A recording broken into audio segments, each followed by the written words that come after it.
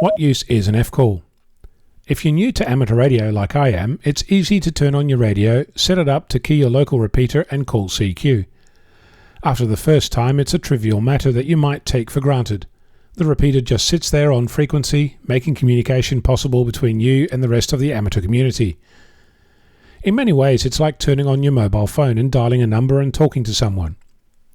When people ask me what the difference is between amateur radio and community radio, I often jest that in community radio you come into the studio, sit behind the microphone, press the red button and talk. Amateur radio is exactly the same, but you also need to bring the red button.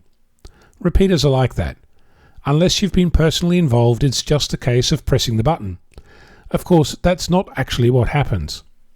Often a group gets together, spitballing ideas, coming up with a plan, finding money, equipment, support and the like.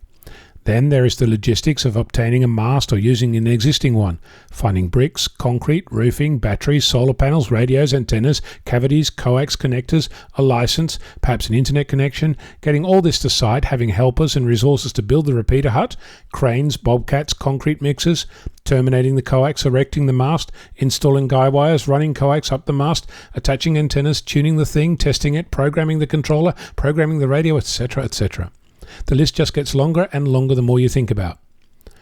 And this is done by people like you, people who gave of their free time, who saw a need, and using their collective skills and effort, made it possible for you to key up your local repeater. Of course, then there is the linking of repeaters, internet connectivity, news relays, timeouts, DTMF controllers, lightning strikes, insect infestations, thieves and vandals. It never ends. So, when you next key up your repeater, think about that. And when there's a busy bee in your local area, consider sharing some of your resources.